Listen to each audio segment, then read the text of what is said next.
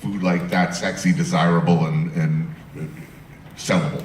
Yeah, well, deliciousness. I think that was the theme of every chef who was talking about this issue, and I couldn't underscore that more. There's no sale like a delicious meal.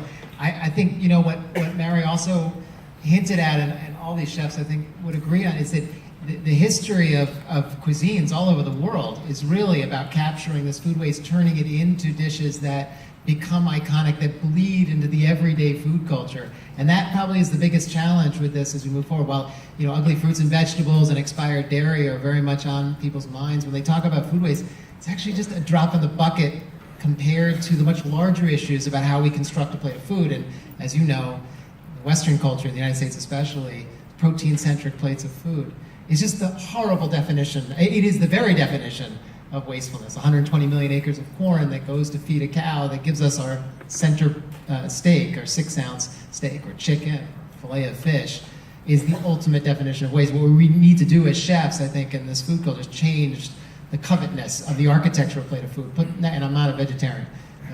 We love meat. Everyone on this stage loves meat. But we need to make that meat more of a supporting player and turn vegetables and grains and tubers and roots into the star players of a plate. And that takes imagination and craft. And that's what the history of cuisine teaches us. So. Do you think, we talk about supermarkets as, because what we're really talking about here, if we're addressing the bulk of the problem, is reforming our entire agricultural system top to bottom. Now that's a big ask. But as we've seen with supermarkets, they may be, the chief offenders in many ways, at least on the retail level. It's the most lurid, visible example for us to go to a supermarket and see all of that excess. But we have to admit that the supermarkets today look very, very different than the supermarkets 25 years ago. They responded to pressure from consumers in a very profound way. I mean, just in the variety of products, the organic section and the non-organic section. So do you think there's hope? Yeah. Well, Massimo's all about hope. So what you're... Huh? I'm always doom and gloom. This guy is... No, you know what? When, in the meantime you were talking, Anthony, I was thinking Trader Joe and what they were doing, and I thought, maybe we should do something even more, even better. Why don't we create a free supermarket? Yeah. Yes. They're gonna donate, for sure they're gonna donate food. We're gonna open free supermarket in which they can come and grab what they need. Just a little bit of what they need. Like I think the most important recipe in a moment like this is like buy seasonal, and that's very important because it's cheaper, and buy the quantity, amount of food you need for a couple of days. So treat yourself with 20 minutes, half an hour, every couple of days, and enjoy cooking home, And, if you buy the right amount of food, you're gonna work with your mind, with your creativity, on what you have. We create in this see in Rio de Janeiro. It was unbelievable. It was, and you see, we create the word everything, vegetable soup of everything, broth of everything, ragu of everything. When Ferran walked into Milan and he said, he tasted the ragu we made the day before, he said, oh, this is very good, this is very good. And I said, what is that? Ragu of everything? And what was? Of everything we have in the refrigerator. But we know what we have to do. It's very important that we are sharing with everyone, with movie like this, with books, with the culture and the knowledge that we have, and we can share with everyone. This is the point. Peter, why did Rockefeller Foundation get interested in this? Will you invest in our free supermarket? Issue? I see another grant in our future. In the simplest terms, to change behavior. I mean, we we look to this group here, who are the people that the world look to for where to eat, what to eat, and now we want you to tell them why not to waste and how not to waste. And really, that was underneath it. But the premise was around, in the next 25 years, we're going to have to feed 2 billion more people in the world. And we don't have to grow it. We now know it exists. So if we stop wasting it, we can feed the 2 billion with what we have. And you guys are going to lead the way in that. And so really the film was about how do we feed the 9 billion in the most efficient and effective way and change people's behavior around it. Can I just turn this on you? I'll ask you a question. Sure. What is it about the agency of the chef today? How did that get here? Why are we on the stage talking about this stuff? And why do people trust us? Good question. Yeah, that's a really good question. Like, how did this happen? How did we how did we transition from a misfit profession to one to people who other seemingly reasonable people would listen Like doctors could be up here, environmentalists up here. What is it with this? You know, I've been running around with Jeremiah Tower a lot. Certainly in this country, I think a lot of it had to do with Jeremiah Tower. It's a cult of personality. Yeah, we should and Jeremiah Tower kind of started that power shift because he was the first professional American chef who the customer wanted to see in the dining room. It insisted on seeing in the dining room. And with this cult of personality that we're seeing on food television and elsewhere, comes power. The power at first to tell customers what you know to be true, which is this is what particular cuisine I'm good at, this is what I love, this is what I think you should eat, and people accepted that. They saw Marjo Batali on TV and thought he was lovable, and then they went to Poe and then Bobo, and Marjo was serving them, tripe and cockscombs, and because it was Marjo from TV, they figured, I'm going to give this guy a benefit of a doubt, and I'm going to try it. And of course, they found out it was delicious. And why have chefs? I think let me turn it back on you. Why do you think it is that chefs, who are potentially the biggest wasters, often chefs who work in restaurants where every piece of fish has to be boneless and completely squared off, and are using on their entree plates maybe 20% of the total body of the fish. They are also the leaders of this on this issue and hunger issues, going back forever. I mean, Eric Repair has been closely involved with City Harvest for years. Tom Colicchio has been a persistent advocate. Marjo Batali, of course, works very closely with Food Bank. Why do you think it's been chefs who, again, as unlikely as chefs are to, you would think, to be public figures, why do they give a shit? I just trust. I mean, nobody trusts anyone anymore. Like we get politicians, trust politicians, doctors. It's a racket in all these industries, and chefs are really quite pure. This pursuit of flavor, of deliciousness is pure, and it's infectious. And instead of being an army of virtue, you're soldiers of greed. Like that's the best kind of movement ever. That's my feeling. What do you? You don't have to make that argument to me. I mean, chefs are definitely the best. I mean, so. I want to. How do you're kind of at the forefront in. We talk about getting people to want. Hooves and snouts and tripes again. We talk about getting people to cook responsibly, which is more often than not to cook like our grandparents did. It was your grandmother you talked about making.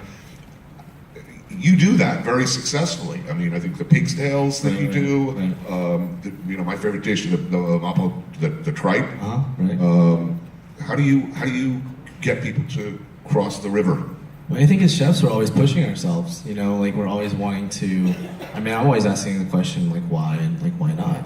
And so, it's after a while, it gets boring just cooking something that anyone else can cook or something you've seen before. And so, and again, I grew up in Oklahoma. I grew up eating Hamburger Helper and chicken, breast. I never really saw chicken on the bone. It was always wrapped in shrink wrap on some styrofoam. And so, it's just been from this this hunger of wanting to know more, and educate myself more and taste more, consume more. So I think that it's a trickle down, right? It's like your favorite band. You want to listen to the music that they're listening to. You know what I mean? That's like with chefs, people now are very much interested in being into what the chefs are into, and I think the chefs have always been into weird stuff because chefs are weird. You know, or at least. He's Can I being tell very you why humble. I think chefs? I grew up in an Italian Catholic family, ate porgies every Friday night for 20 years of my life. I feel good about it now. Right. And it's the cheapest fish out there. So, I mean, that's why. People look to chefs for leadership. But we're I talking. think, Anthony, sorry. I think it's not to be a trend or something that you want to discover. For us, it's like in Italy, it's normal. When you kill an animal, you know, it's something that is something sacred. It's something spiritual. You know, a pig is gonna give his life to the family, to feed the family for the whole year. That was Lydia that was telling me all this. And you know, one of my favorite thing is the tongue. To me, it's better than any foie gras or any other. The tongue, it's amazing when you taste it. It's like, oh my God, this is fantastic. So it's not. I don't think it has to became a trend to work with nose to tail, you know, stuff. Not in Italy, but here for sure. I mean, it was a lot to ask of people 15 years ago to get them to eat a lot of the things they're absolutely lining up for and demanding now. So to the extent that on one hand, seducing the customer into or the public for that matter, to your way of thinking, is clearly an effective tool to changing behavior. What about shame? How big a part should that play? Should we shame, chastise, marginalize and mock people for not getting on board? I mean, I showed up, I gotta tell you, I guess about a year ago, I went with my daughter to the supermarket. I was living on the Upper East Side, and I walked in, holding a little hand. I needed some limes and lemons or something not exactly seasonal or grown regionally. And I just automatically, of course, all supermarkets now have the organic and the not organic, and I was thinking, lemons and limes, who cares? I head automatically over to the non-organic. And all these sort of Upper East Side women look at me like horrified, like one of them's like calling Child Protective Services. That day changed my behavior. I was shamed into buying more expensive organic product. It just, do you think that that's appropriate, Peter, to shame people, mock them? Oh, you're still eating that prepared food, It's okay for you to say that. But I mean, a little bit of why we thought this was the right thing to do to change behavior is people now see the facts and what food waste creates or doesn't create, and also see the opportunity. Again, this whole thing was about utilizing this bully pulpit to change people's behavior at the individual level, at the family level, at the corporate level, and some of the other things we're doing. We're working with hotels now to have them start to think about this in a different way and change their behavior. We're surveying people on what they think about food waste. And interesting thing, 75% of the people we surveyed thought that they didn't waste food, it was the other guy. So this is all about behavior change, and you are on the forefront of it. Do you think the South Korean system, which looks really good to me, do you think that would work here? It's a brilliant system. New York is a complicated city. But it's worth trying. I think it's worth piloting in certain neighborhoods. One of the reasons I think it works in a culture like South Korea and other Asian cultures around the world is that there is still very much a food culture intact. And so the pieces that connect to a food system are soaked up through the cuisine. In Japan, well, it's a rice culture, but to grow rice effectively, organically, you grow buckwheat into rice. It's a great rotation crop. What do we do with buckwheat? We feed it to dog food, or we plow it back into the soil, as Klaus, that farmer, did in the movie. In Japan, you make it into soba noodles. And so, in other words, you make a delicious, iconic Japanese dish, but you also, in essence, say, you want to have your rice, you have to eat your soba. Now that is true of it's true all over it. We think of Italy as pasta, but actually it's a bean culture. And you don't have your pasta without eating your beans. You don't have your Parmigiano Reggiano without eating your pig, your whey-fed prosciutto di Parma. Those kinds of connections, what we call cuisine or patterns of eating, we never established that here. And in part because we're a young country, and in part because we're so rich and so abundant that we never needed to. You threw a seedling ground, you were the Garden of Eden. And the lesson, the tragedy actually of our modern food culture, I think dates back to the abundance. We were never forced into those kind of negotiations, brilliant gastronomic as well as agricultural negotiations that produced not only cuisine but culture. And so we do have a lot of work to do, but the exciting thing I think that I took away from the film is both the alacrity with which Americans changed their food culture. Sushi, we've been sitting here 30 years ago, and I said to you, Anthony, in 30 we're going to have sushi and bodegas on the corner. He's like, what do you do? It's like talking about insects today. It's disgusting. But in fact, it penetrated mainstream culture in amazing speed. And high-end restaurants, and I'd say you were very humble. In part, the fact that you're on the stage and the way you have an international presence for food that otherwise 5 years ago, 10 years ago would not be thought of as high-end, would not be thought of as provocative, would not be thought of even in the delicious realm that it is today, in part because people's patterns of eating are changing and their expectations for delicious, excellent food is being negotiated in a much wider spectrum. And you are a part of that movement that I think is quite exciting, and over time, we're going to see much more of it. Thanks. And the last sort of question, comment to Massimo, one of the things that affected me very much when I saw it was that at Refectorio, I noticed the people in need, the hungry people you were feeding there are being served by waiters in uniform on beautifully composed plates. It's not sort of a soulless cafeteria, soup kitchen type situation. You're feeding more than their stomachs. You are, I think this was an extraordinary thing, and I wonder what drove you to do that. I don't know. It was a crazy idea that I had listening to Pope Francis. I was very far away from church for a long time. Then when this Pope came out and he started breaking protocols, and he was so, crazy and revolutionary, I said, well, let's listen. And the first speech he did, he said, "Buon appetito a tutti," from the Pope at 1 o'clock. Buon appetito a tutti means, wow, it's great. And then I started like that, and I started thinking about Leonardo and how he did the Refectorio.